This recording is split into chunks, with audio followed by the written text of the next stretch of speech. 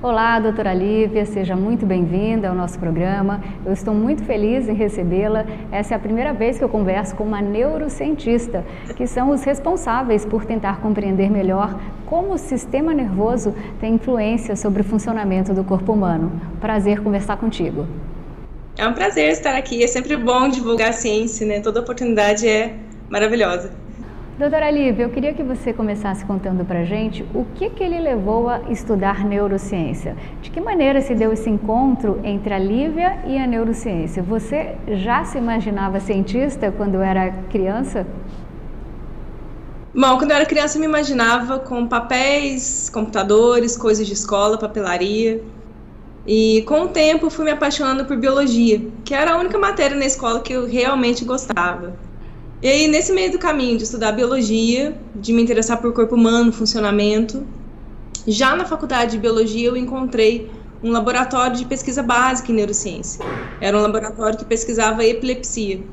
E aí, ali naquele laboratório que eu senti toda aquela emoção da ciência, que não tem rotina, não tem de manhã, tarde, noite, qualquer momento é momento de ter ideias, de estudar e fazer esse conhecimento virar realmente aplicação na vida prática.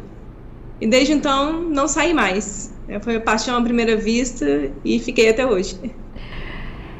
Doutora Lívia, eu me lembro que antes de existir o celular, parecia que eu tinha mais foco, mais concentração, principalmente mais memória. Eu sabia todos os números de telefone dos meus pais, dos meus avós, dos meus amigos, todos de cor.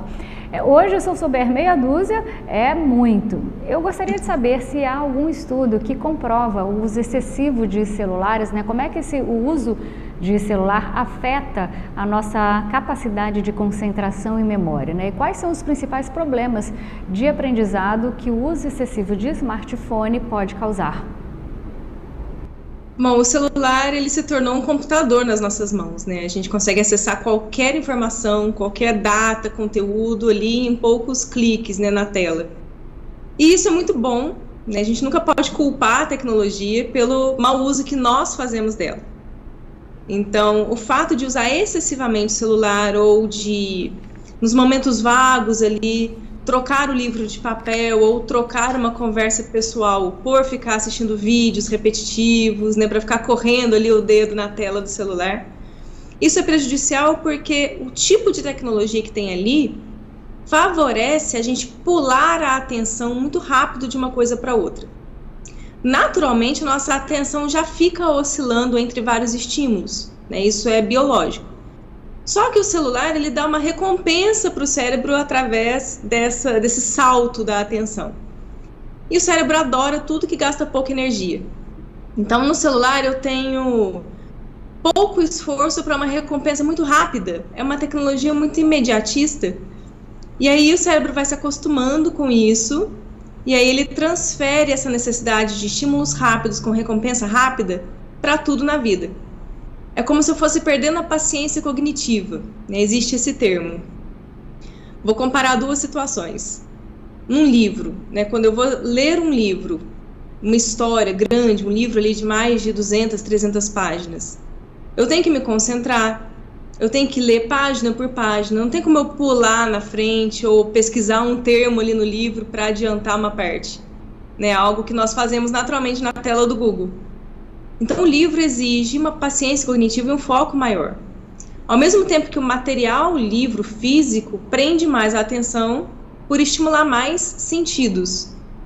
E a tela faz o oposto, né? A tela ela dá informação rápida, superficial, objetiva, e ela facilita com que eu salte de uma coisa para outra. Pode reparar que nas telas a gente lê em zigue-zague, né? A gente vai lendo e procurando as informações assim com os olhos, correndo o texto muito rápido. E isso favorece essa recompensa muito imediata por pouco esforço. E se o cérebro aprende que não precisa se esforçar para ter recompensa, a próxima vez que eu tiver que ler um livro com esforço maior, eu vou sentir mais dificuldade. Já que gasta mais energia. Sim. Tanto que a educação ela tem esse papel de ensinar para o cérebro que o esforço vale a pena. A gente não necessariamente precisa usar tudo que está na escola, todo o conteúdo do livro didático. Mas estudá-lo e aprender a lidar com conceitos, aprender a lidar com conteúdos difíceis, é o que treina o cérebro para conseguir fazer isso depois. Então, a gente nunca deve substituir um estudo mais a fundo ou um livro físico só pelas telas ou só pelos recursos digitais. Os dois têm que ter o seu espaço ali na vida, para não ficar só acostumado com o que é fácil. A pandemia trouxe consequências para todo o planeta, não só em termos financeiros, mas também comportamentais, né? Restrição de produtos, de alimentos, mas principalmente de sociabilização, né? Que mudou a nossa rotina, fazendo aumentar a digitalização das relações por meio das redes sociais. E aí os smartphones, eles se tornaram um presságio, né? De uma ligação cada vez mais íntima entre o homem e a máquina. Talvez seja muito ousado da minha parte dizer que nós estamos caminhando para nos tornar um ciborgue, né, que é a junção do homem e com a máquina, porque só não estamos no celular quando estamos dormindo. E por outro lado, já existem estudos que evidenciam o impacto negativo, como a senhora mesma acabou de dizer, da utilização excessiva dessas plataformas, né, na saúde mental dos usuários e também no desenvolvimento de habilidades cognitivas de crianças e adolescentes principalmente.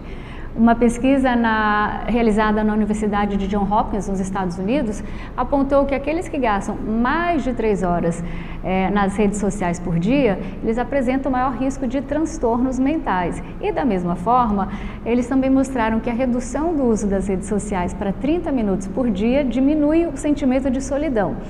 E a questão é, como você mesmo disse, a digitalização se tornou parte do nosso dia a dia. Então, como lidar com essa compulsão de dormir e acordar mexendo na tela do celular? Eu pergunto isso porque você também citou que o celular não deixa de ser um computador. Sendo assim, é muito mais fácil a gente fazer as coisas pelo celular. Então, como evitar esse modus operandi que tornou-se um hábito da maioria das pessoas? Essa última palavrinha que você disse é muito importante, o hábito. O hábito é uma maneira do cérebro coordenar o fluxo de energia, a economia de energia que é necessária para a gente conseguir fazer tudo no corpo que o cérebro é responsável por fazer. Então, não tem como eu realizar todas as minhas tarefas diárias pensando conscientemente em todas elas ao mesmo tempo. A gente não conseguiria sair ali das rotinas matinais, né, se eu tivesse que pensar em tudo. E o hábito, ele é uma automatização de jeitos de fazer as coisas que nos poupam bastante energia. Então, o grande segredo de lidar com tecnologias novas é criar um hábito mais saudável quanto a elas. Porque depois desfazer o hábito ruim é muito mais difícil. Daí vem o papel dos pais também com adolescentes e crianças, sendo um exemplo para elas de como eles usam. Então, acho que hoje os adultos têm que se educar muito a usar tecnologias, até para ser exemplo para os mais jovens. Porque eles também nascem um pouco perdidos nesse emaranhado de tecnologias. A gente tem o costume de falar assim, geração nativa digital, eles já nascem com computador. Não, eles nascem como qualquer criança que tem que lidar com uma realidade cheia de coisas. Ele só sabe fazer o dedinho, mas ele não sabe navegar naquilo. Nós também não sabemos. O nosso cérebro, ele é o mesmo de milhões de anos atrás. Ele não mudou só porque a gente tem tecnologias. Então, o hábito, ele é a chave disso. Como é que eu crio hábitos saudáveis perante a tecnologia?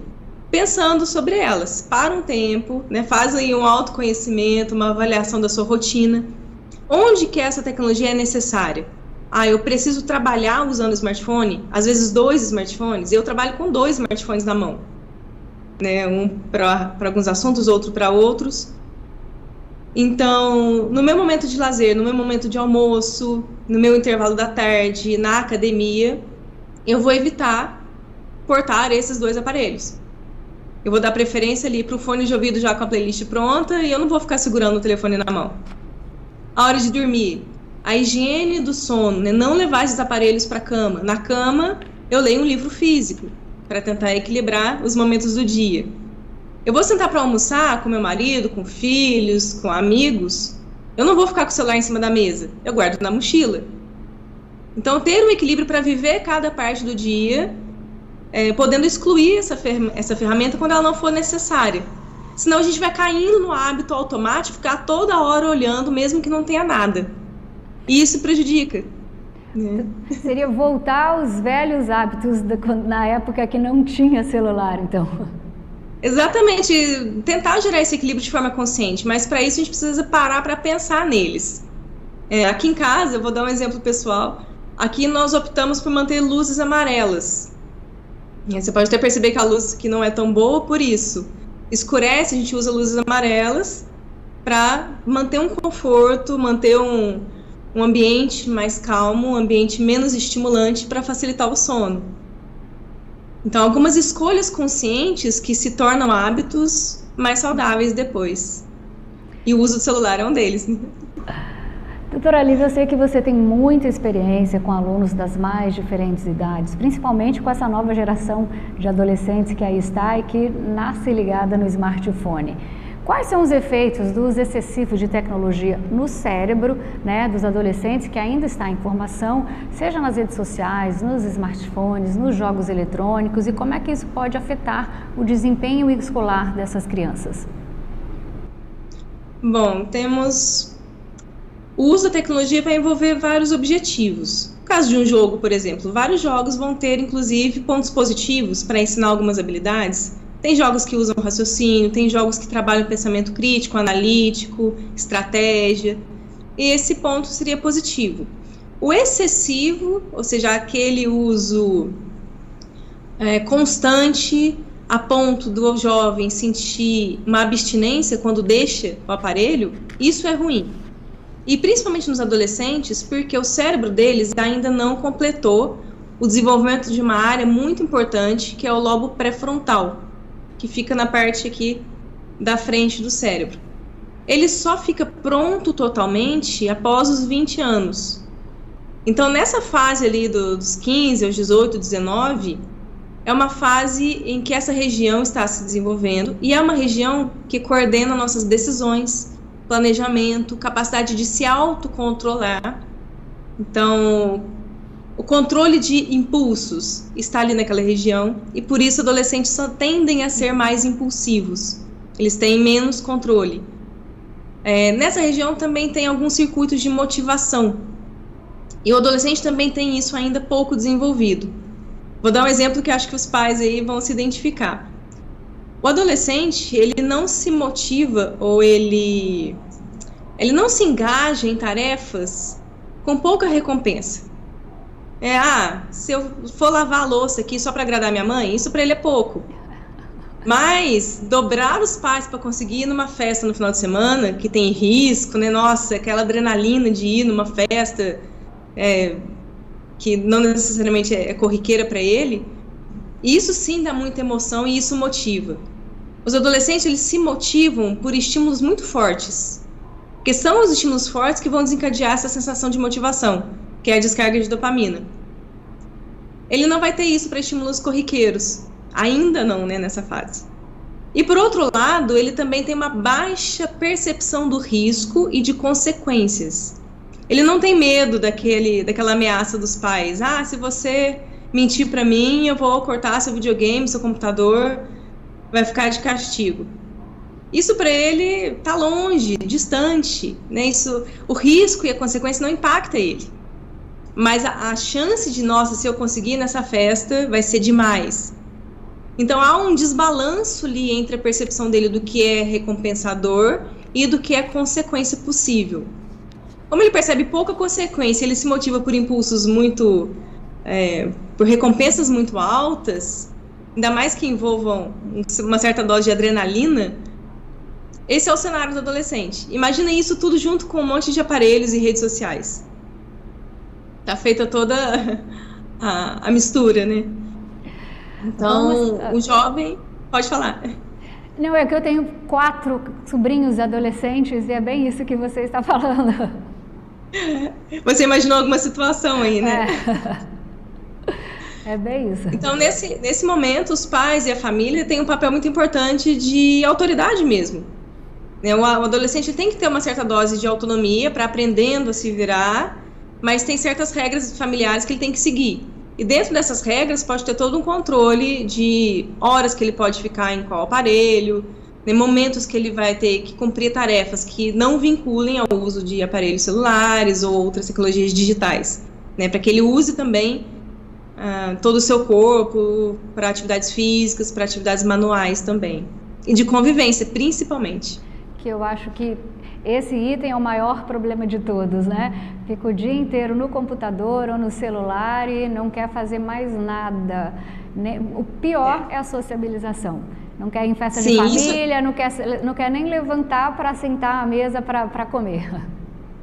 E isso gera muitos impactos, que a gente tem algumas pesquisas hoje, por exemplo, da geração Z chegando no mercado de trabalho com dificuldade de atender telefones, com dificuldade de interagir em reuniões, né, de conversar com pessoas de gerações diferentes, e isso vai gerando um impacto. Então, fica o recadinho para os pais. Um ato de carinho vai ser regular e usar a autoridade, sim, para controlar os acessos e pelo menos o tempo que ele fica utilizando essas ferramentas. Tem que refletir bastante os pais. Tudo que você falou, eu vi coisas que acontecem na minha realidade. Muito bom. Então, nós vamos falar mais um pouquinho sobre isso no próximo bloco.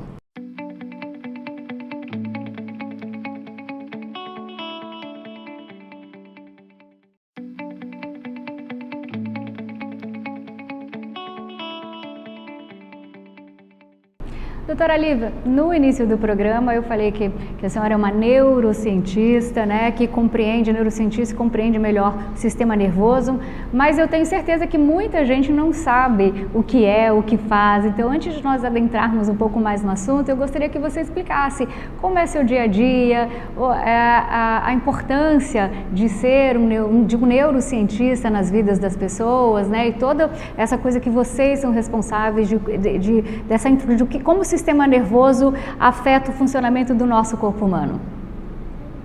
Sim. Bom, a neurociência é uma área do conhecimento que ela é transdisciplinar, então ela junta muitos conhecimentos de outras áreas. Ela não é uma ciência pura, ela mistura a biologia com a medicina, com a psicologia, até a administração, a psicologia social, diversas áreas. E para estudar a neurociência, você pode vir de áreas diferentes também, se aperfeiçoar em um laboratório, somente de bancada, com pesquisa básica, ou fazendo parte de grupos de pesquisa teórica, social também. A minha carreira começou no laboratório, então eu fiz parte de pesquisa básica, estudando fisiologia mesmo, como funcionam neurônios, né, que são as células lá dos impulsos nervosos no cérebro, como é que o funcionamento deles impacta em algumas doenças. E depois eu fui migrando para a área de educação. Então, hoje, eu não faço a pesquisa de bancada, né, aquela pesquisa pura mais, só que eu utilizo os dados das pesquisas recentes para direcionar para a área de educação, ou para a área de estimulação cognitiva, ou para a área de aplicações realmente em estratégias da vida comum. Então, eu sou mais hoje uma divulgadora científica da área de neurociência, mas eu venho dessa estrada da ciência pura mesmo. E quem tem interesse na área, estude algum curso da área de saúde, se aperfeiçoe em sistema nervoso, faça um mestrado, um doutorado e escolha uma das muitas vertentes de estudo da neurociência que são muito interessantes. Uma outra coisa que me chamou a atenção, você falou no início do programa que você foi para um laboratório e lá viu, foi com a epilepsia que fez, né? Deu tchan. O que aconteceu que isso te chamou a atenção? Bom, o ponto principal disso é perceber o quanto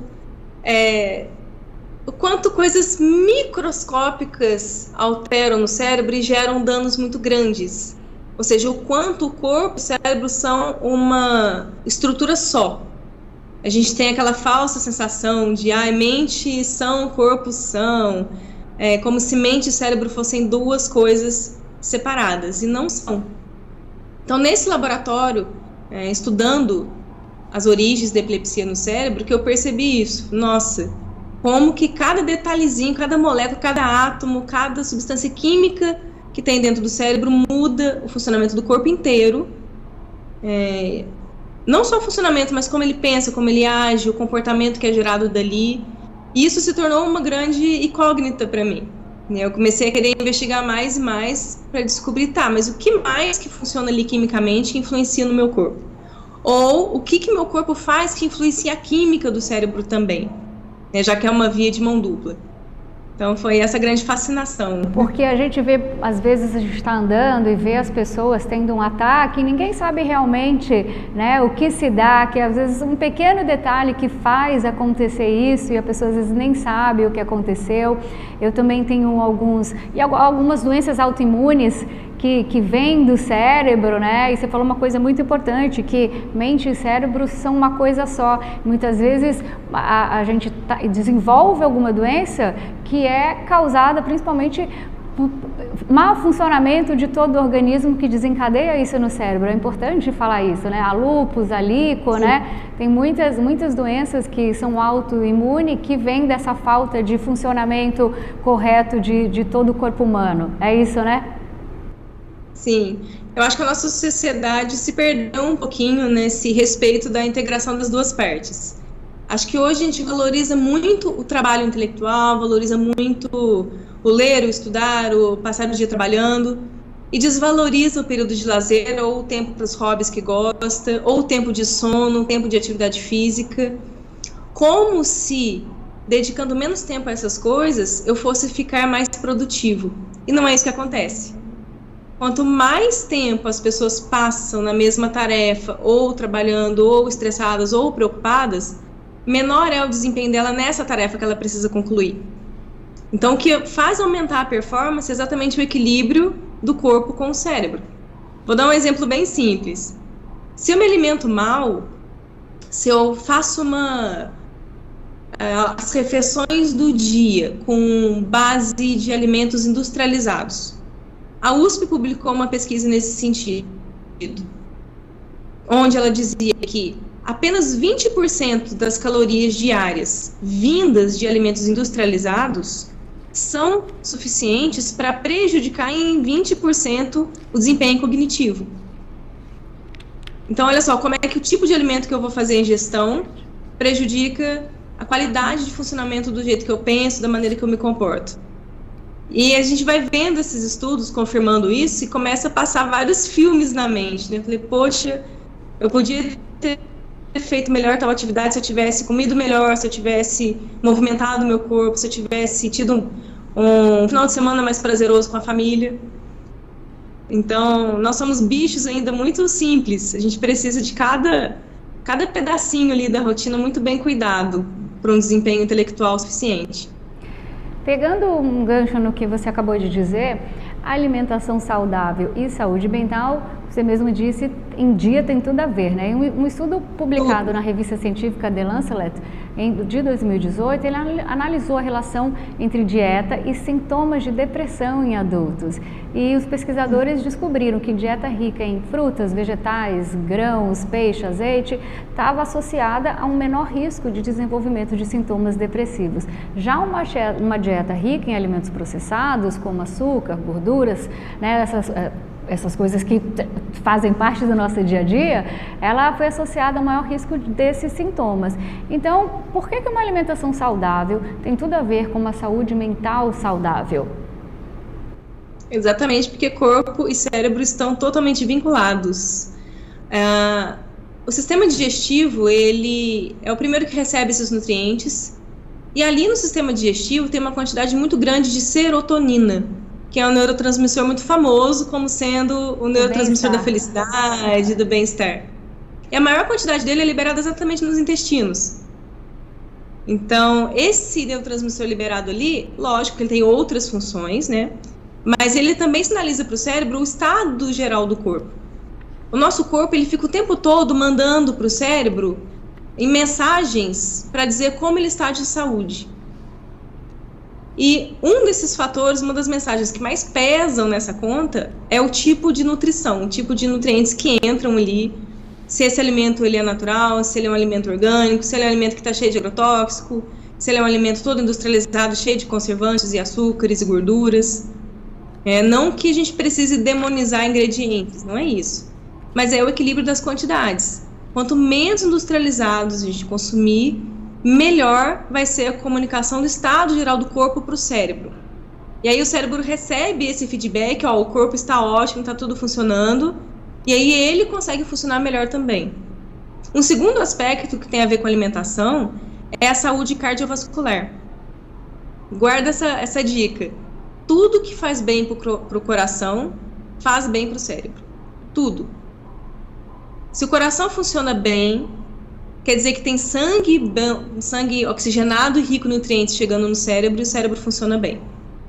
Uma alimentação ruim pode aumentar o risco de doenças cardiovasculares, aterosclerose, aí os vasos vão ficando mais estreitinhos, pode chegar menos sangue no cérebro, ou sangue menos oxigenado, ou com mais dificuldade de passar e causar ali um possível acidente vascular, algum outro problema. E isso diminui o desempenho, óbvio. Então, tudo que faz bem para a saúde do coração e da circulação faz bem para o cérebro. O cérebro ele não pode ficar nem um segundinho sem oxigênio e sem glicose. Então, tudo tem que estar funcionando bonitinho para ele funcionar bem também. Quem quiser saber dicas de alimentação saudável é no Agro Boletim, que eu também apresento, que é um programa de agronegócio falando curiosidades e dicas de saúde. Já fazendo o meu jabá aqui. Doutora Lívia, na Europa principalmente, existe um maior controle sobre a quantidade de sal e açúcar refinado que vão em alimentos, como doce, bolacha, salgadinhos. No Brasil, comprovadamente, nossos produtos industrializados são excessivamente salgados ou adoçados. O problema é que, por serem mais baratos que comida de verdade, a população acaba consumindo indiscriminadamente. Então, você acha que falta no Brasil uma política pública que controle melhor o que está sendo ofertado para a sociedade nos supermercados, em especial às crianças e adolescentes? Eu sei que agora mudou, teve mudança no rótulo, mas o que poderia ser feito para melhorar a alimentação das pessoas?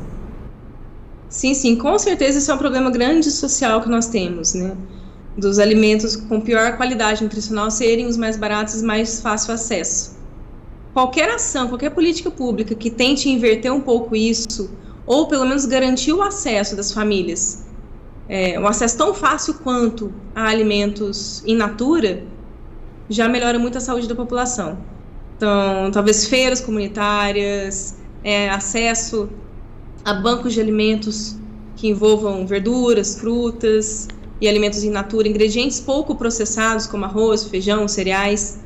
Isso seria muito positivo para tentar equilibrar esse dano, esse problema que nós temos. E é algo que incomoda, né? A gente vê as famílias mais carentes no supermercado consumindo mais salsichas, mais nuggets, mais salgadinhos embalados, bolachas. Então, são todos alimentos também a população, né? Em mostrar que isso não vai ter um prejuízo a longo prazo. Sim. Acho que a escola e a educação deveriam ter um papel... Deveria não, tem. Um papel importante nisso, que é educar ali os jovens, as crianças desde sempre, desde pequenininhas, através da merenda, entendendo qual é o tipo de alimentação mais saudável para elas. E em casa, reforçar isso, dentro dessas escolhas. Lógico que toda a sociedade tem o papel de proporcionar o acesso igualitário, independente da renda da família. Muito bom, vamos conversar mais um pouquinho no próximo bloco.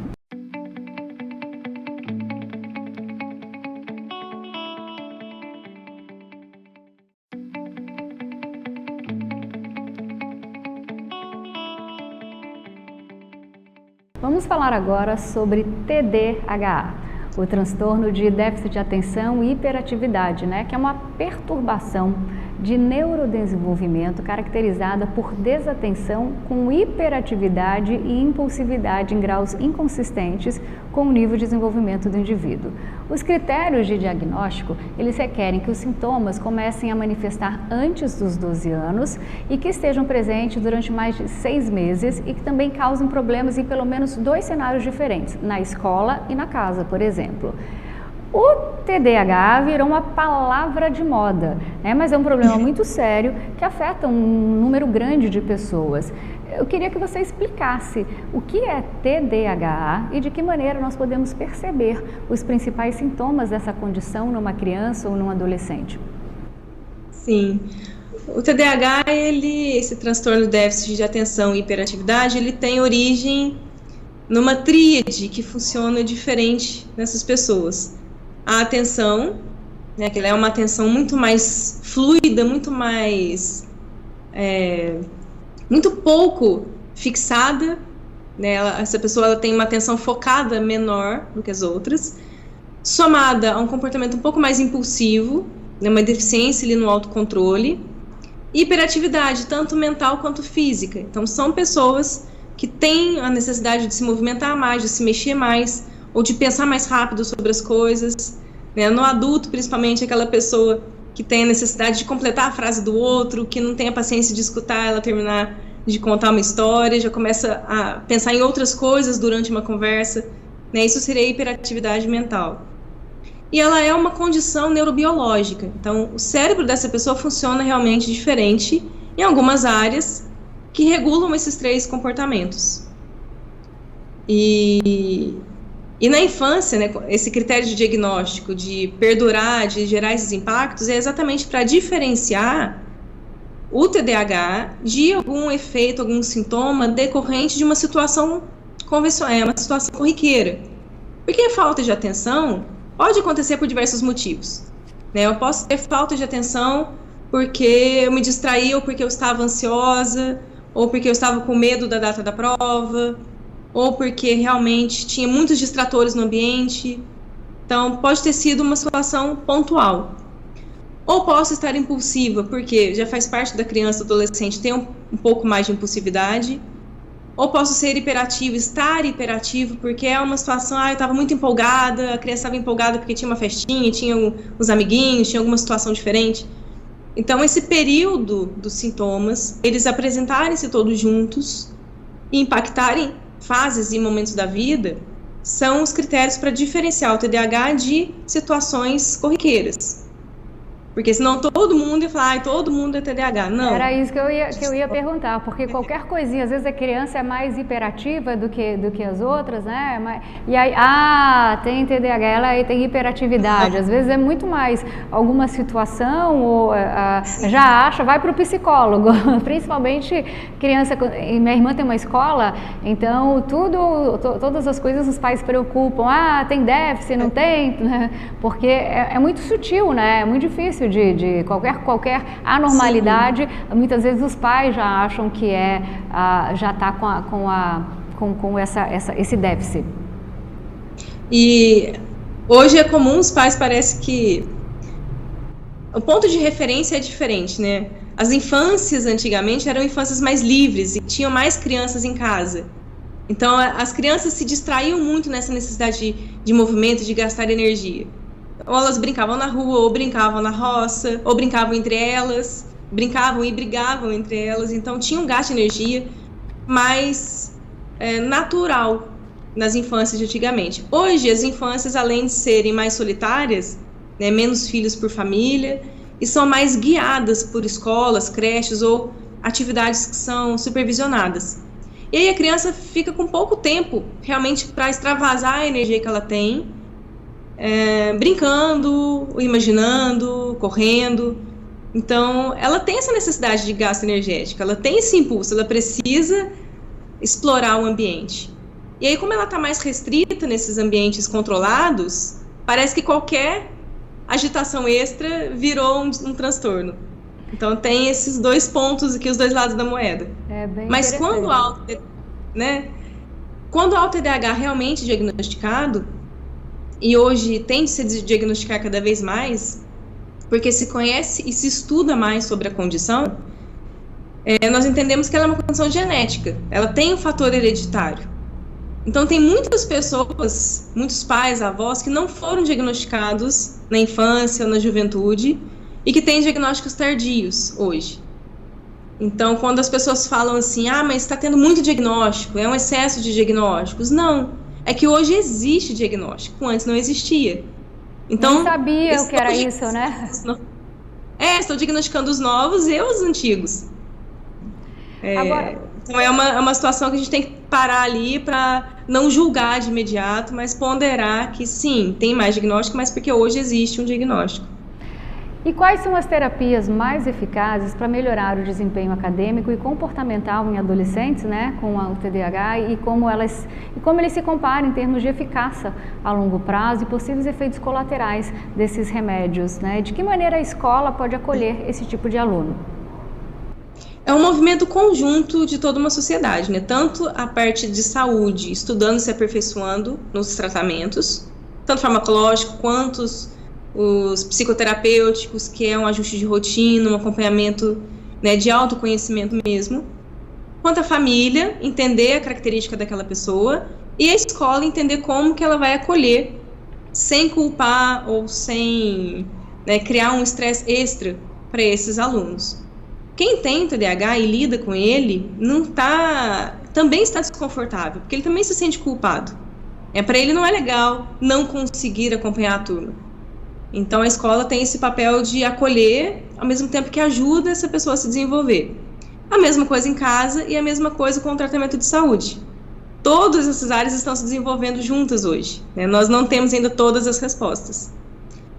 Quanto ao tratamento, eu acompanho alguns casos e eu vejo que a psicoterapia, iniciando primeiro com autoconhecimento, avaliação da rotina, né, entender os sentimentos, isso tudo contribui para montar uma rotina que seja mais sustentável a longo prazo. Então, a atividade física é muito importante para quem é TDAH, independente da idade, porque vai diminuir a ansiedade, vai diminuir aquela hiperatividade. O sono é muito importante. O TDAH tende a trocar a noite pelo dia. Ele facilmente vira a noite fazendo algo que é do interesse dele, e depois isso prejudica o sono, atrapalha a semana. Então, uma higiene de sono, uma rotina mais certinha para evitar essas quebras muito bruscas de rotina, se alimentar nas horas corretas. Isso tudo, desde muito cedo, vai fazer uma diferença muito grande. E aí, só depois, né, de entender a rotina e fazer os ajustes necessários até que fiquem naturais, aí sim fazer um complemento farmacológico. E das opções farmacológicas, eu conheço um pouco mais sobre a Ritalina, né? Eu não sou farmacologista, então eu não vou me arriscar a opinar sobre efeitos colaterais, né, eficácia de um ou de outro. Mas eu sei que o apoio farmacológico é muito importante. E ele faz muita diferença na vida da pessoa que vive com o TDAH. Ela não vai deixar de ter, mas ela vai viver melhor com a rotina e com a ajuda farmacológica como tratamentos. Eu sei que a Ritalina, por exemplo, pode dar efeitos colaterais, tipo dor de cabeça, e ela pode aumentar um pouco a ansiedade, a sensação de ansiedade. Então, a dosagem correta, né, o ritmo ali, não pular os comprimidos, tomar tudo certinho, isso faz diferença para uma melhor adaptação. E se uma pessoa, por acaso, não se adaptar, não quiser tomar, a rotina, ela vai ser a base da pessoa com TDAH para ela conseguir conviver sem muitos danos, né, sem perder tantos compromissos, sem se frustrar por não concluir atividades. Então, esses são os dois braços do tratamento. A rotina e o autoconhecimento e o apoio farmacológico, sempre com acompanhamento médico. Doutora Lívia, as pessoas falam muito em TDAH em crianças, mas ela também se manifesta em gente adulta. Muitas vezes aquele nosso amigo enrolado, está sempre atrasado, eu conheço um monte, bagunceiro, procrastinador. Então, quais são os sintomas desse déficit em adultos, né? Quais são os comportamentos mais comuns que um adulto tem? E o tratamento você já disse, porque hoje as pessoas estão mais diagnosticadas com isso. Então, como é que eu posso saber se eu sou? Você falou um monte de coisa, eu me identifiquei. Sim, a dificuldade do TDAH é essa, porque a gente vai ter sintomas do TDAH em momentos da vida. A diferença é que o TDAH mesmo vai ter eles todos ao mesmo tempo e de forma constante. Na análise que vai ser feita lá no tratamento psicológico, por exemplo, vão ser feitas várias perguntas para tentar identificar qual que é o tamanho do impacto daqueles comportamentos na rotina. Quanto maior o impacto disso, quanto mais constante isso é na vida, mais prova que realmente há um funcionamento do cérebro dessa forma. E os comportamentos mais comuns, essa dificuldade de organização é o que mais se destaca, mas ela não é só numa troca de um emprego para o outro, ou numa mudança de cidade, né, e depois as coisas se assentam. Não, no TDAH isso é constante na vida. Ele teve problemas de organização desde a escola até hoje. Com certeza tem histórias de perder oportunidades por essa falta de organização, perder compromissos importantes que ele queria muito, ou procrastinar por achar que a tarefa é muito difícil durante muito tempo. E depois ele em 20 minutos resolve e, poxa, não era tão difícil assim. Só que isso vai acontecer com ele todas as vezes que ele tiver uma tarefa grande. E isso deixa ele exausto. Quando a gente conversa com pessoas que são TDAH adultos, eles falam isso pra gente. Eu fico exausto. Tem hora que eu não me aguento, eu estou cansado de me comportar dessa forma. Então ele sente o dano e ele fica cansado com aquilo. O TDAH, ele tem sempre um ruído de fundo, na cabeça. Ou uma voz que vai falando e ele distrai em vários pensamentos, uma música lá que fica tocando ao mesmo tempo que ele conversa com si mesmo. Então são muitos estímulos internos que atrapalham ele a prestar atenção em algo que ele precisa concluir. Então é muito comum que os TDAHs adultos usem algum estímulo externo para tentar acalmar ou silenciar esse barulho interno que ele tem. Por exemplo, uma música que fica tocando ali constante para ele conseguir focar no trabalho. E quem não é TDAH olha aquilo e fala, nossa, mas como que você consegue trabalhar com essa barulhada?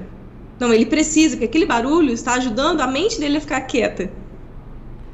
Então são situações muito específicas ali do adulto TDAH. E assim, alguns exemplos. Essa tendência de virar facilmente à noite pelo dia. Esse adulto ele vai ter um histórico ali de muitos episódios em que ele passou noites em claro fazendo alguma coisa. Às vezes trabalhou outro dia todo e só foi dormir na outra noite. Por essa hiperatividade mental que ele tem. Então são alguns sinais. Eu indico a leitura do livro da Ana Beatriz, Mentes Inquietas. Ela tem lá uma lista de sintomas que são recorrentes na vida do TDAH, que ajudam a gente a refletir na própria vida e, quem sabe, buscar realmente uma ajuda para se fazer ou não o diagnóstico. E é um livro bem didático para quem não é da área de saúde, qualquer pessoa vai conseguir ler e compreendê-lo perfeitamente. E aí nós vamos falar da qualidade do sono no próximo bloco.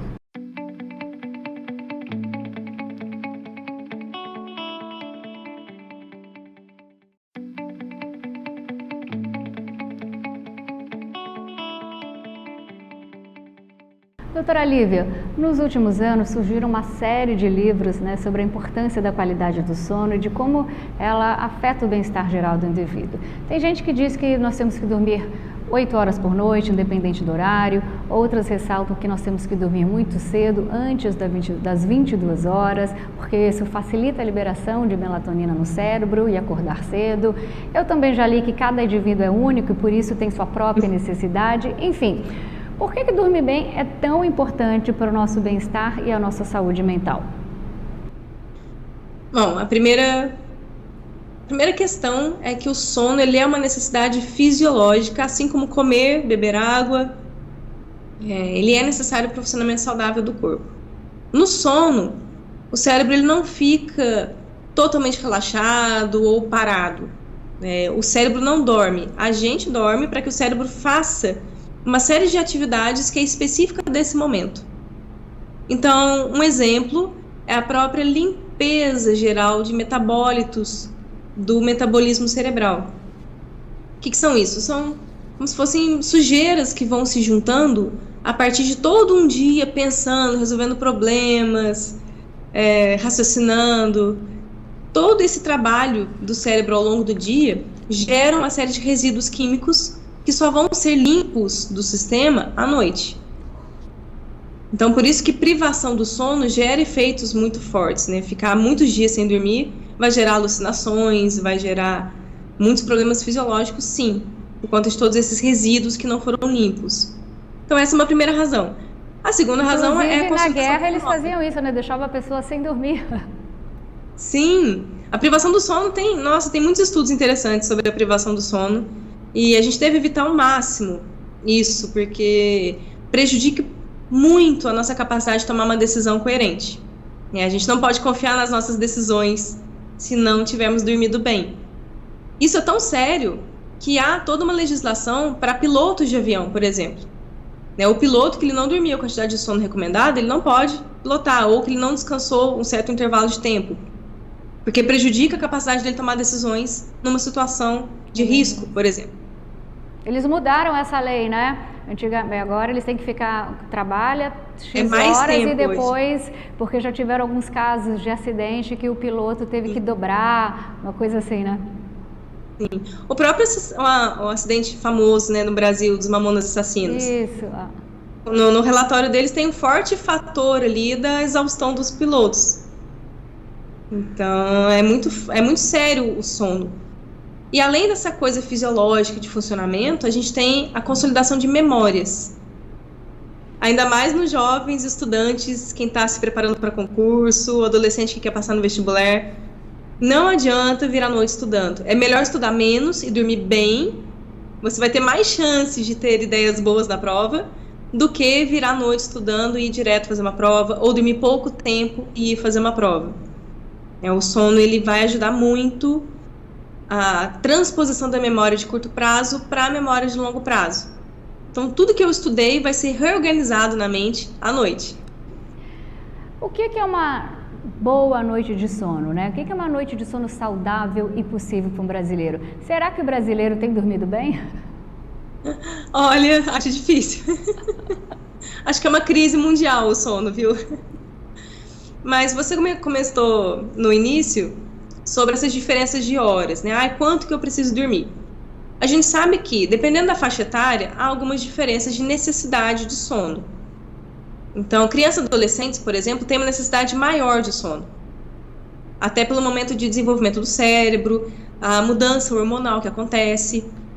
Em adolescentes, as mudanças hormonais impactam, por exemplo, no momento que ele sente mais sono. Ele vai sentir sono um pouco mais tarde do que a maioria da população, né, do que os adultos vão sentir. Então, 10 horas da noite, nós adultos já estamos com sono, mas ele está lá no videogame, ou está lendo, fazendo qualquer outra coisa. Mas a culpa não é dessa coisa que ele está fazendo totalmente.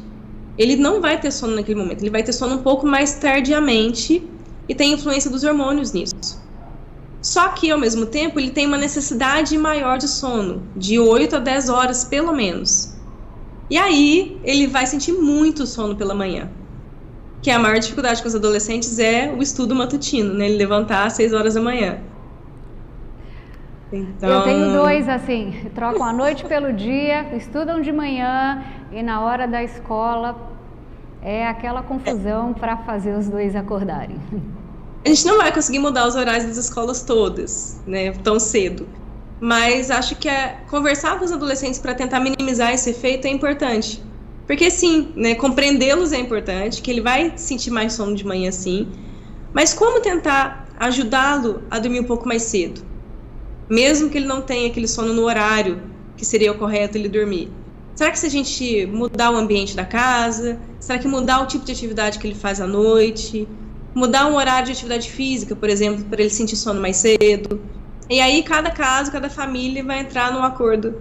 Mas é importante que a família acolha, não culpe ele, você é um preguiçoso porque está com sono de manhã. Ele vai ter sono de manhã, ele não vai evitar isso. Mas ajudá-lo na rotina, né? Quem sabe criar uma rotina que o ajude a dormir um pouco melhor. E nesse ponto, evitar as telas à noite é importante. Né? Nada de tela à noite. Essa é a minha pergunta, né? Quais são as estratégias para melhorar a qualidade do sono em crianças, adolescentes e até mesmo em adultos? Por exemplo, eu mesma, às vezes tomo melatonina, eu não tomo cafeína à noite, não faço exercícios físicos e mesmo assim eu gosto de dormir tarde. Sim, tem algumas pessoas que vão ter uma tendência a ter mais facilidade de dormir mais cedo ou acordar mais cedo. Mas são diferenças sutis na maioria da população. A média da população adulta ela vai ter necessidade ali de, no mínimo, 7, 8 horas de sono. Né? Nos idosos, essa necessidade cai um pouco, até porque a quantidade de melatonina também diminui um pouco a produção. Mas não existe isso de, eu dormi 3 horas, 4 horas, para mim tá bom. É muito raro isso acontecer. Tá? É mais fácil acontecer da pessoa estar tão habituada a tomar estimulantes que ela dorme pouco e acha que está bem, mas não está tão bem. Eu vou fazer uma pergunta pessoal agora, né? Eu confesso que eu sou totalmente notívaga, minhas energias começam quando a noite cai. É aí que as ideias borbulham. Mas em compensação, eu também gosto de dormir bastante. É claro que durante a semana a gente dorme tarde, mas eu tento dormir 7 horas, 8 horas. Só que no fim de semana eu descanso. Então, isso pode ter alguma consequência no longo prazo, mas mas eu sempre fui assim.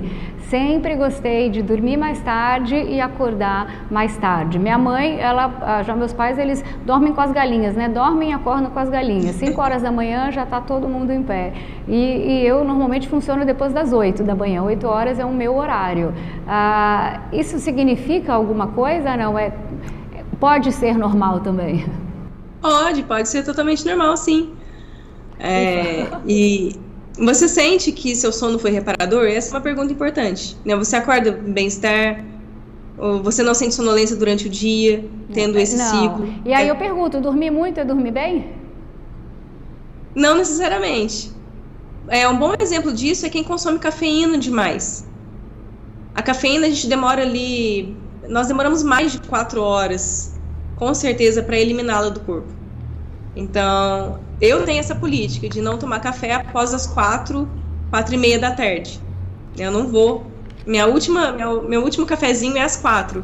Depois disso eu não tomo mais. Para dar tempo de eliminar essa cafeína até a hora de dormir. Se eu tomo café 7, 8 horas da noite, eu posso dormir muito depois, mas vou dormir um sono de pior qualidade, com menos ciclos de sono profundo. E isso vai impactar na qualidade do sono. Então, eu posso acordar ainda, dormi tanto e acordei ainda cansada, acordei ainda sonolenta, fico ainda sonolenta durante o dia. O quanto você fica agindo no nosso organismo, né? Sim. O quanto você fica sonolento durante o dia mostra um pouco da qualidade do sono noturno. Doutora Lívia, a prática de atividade física regular tem sido associada a diversos benefícios para a saúde física, impactando positivamente na saúde mental. De acordo com estudos científicos, a atividade física ela pode ajudar a reduzir o risco de desenvolvimento de transtornos psicológicos, como depressão e ansiedade, além de melhorar o nosso bem-estar. Eu queria que a senhora comentasse um pouquinho a respeito desse assunto. A gente se formou, a gente evoluiu como ser humano se movimentando muito, né? Nossos antepassados andavam mais de 15, 18 quilômetros por dia. E aí hoje nós ficamos sentadinhos numa mesa, paradinhos, mexendo a mão ou com trabalhos que se movimentam, mas não se aproxima do que era a base da evolução da nossa espécie. Então, nós mudamos muito o funcionamento do corpo a partir disso. E a tendência é que cada vez mais a gente volte às origens para recuperar a saúde. Então, quanto mais eu me movimentar, quanto mais eu tiver um ritmo de atividades físicas que eu goste, né? Não precisa ser só musculação, só um tipo de atividade. Atividades variadas, mas que eu me mexa. Isso vai fazer com que todo o corpo funcione mais harmonicamente. A atividade física, ela regula o controle de açúcar do sangue, ela regula os batimentos cardíacos, o ritmo de digestão, a respiração e como eu levo o oxigênio para o cérebro. Então, o corpo todo funciona melhor quando ele está em movimento. E quanto mais estudos a gente faz disso, mais evidências nós encontramos. Então, não tem como fugir do movimento. A gente precisa se movimentar, sim. E o mais impactante, na minha opinião, é o quanto nós conseguimos prevenir de decaimento cognitivo na velhice. Então, nós conseguimos envelhecer com muito mais qualidade se eu me movimentar ao longo da vida. Pode perceber que aqueles velhinhos de 90, 95 anos que são saudáveis, eles tiveram uma vida agitada em termos de movimento. Isso é um padrão que a gente identifica. É uma pessoa que trabalhou braçal, que se mexia, que trabalhava os músculos, que trabalhava a mente também juntos, os dois juntos, né? Estudava e se movimentava fisicamente. Essas pessoas têm mais chance de uma longevidade saudável, sem demências, talvez desenvolvendo algum problema de saúde, mas sendo muito mais fácil uma recuperação. Não tem como fugir. Para a gente terminar, doutora Lívia, que dica que você dá para os telespectadores que estão lhe assistindo? Que mensagem você passaria? Sim. Bacana.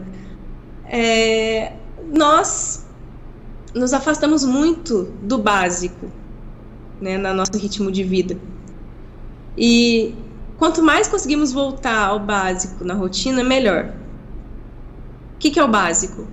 Uma alimentação mais próxima do natural, né, descascar mais e desembalar menos. menos elevador e mais escadas, menos tela e mais livros de papel. Se eu conseguir encontrar esse equilíbrio no meio de toda novidade, toda rotina agitada, maior a chance de a gente envelhecer com muita qualidade e aproveitar melhor a vida.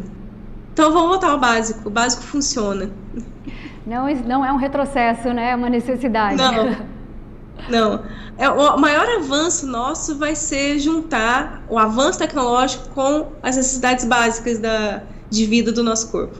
Esse vai ser eu sonho com esse dia, o dia que a espécie humana, que a sociedade humana vai conseguir encontrar um equilíbrio entre a tecnologia, o avanço e o básico que funciona, né? O prazer nas coisas pequenas, valorizar ali a convivência familiar, a convivência pessoal, se alimentar bem e se movimentar.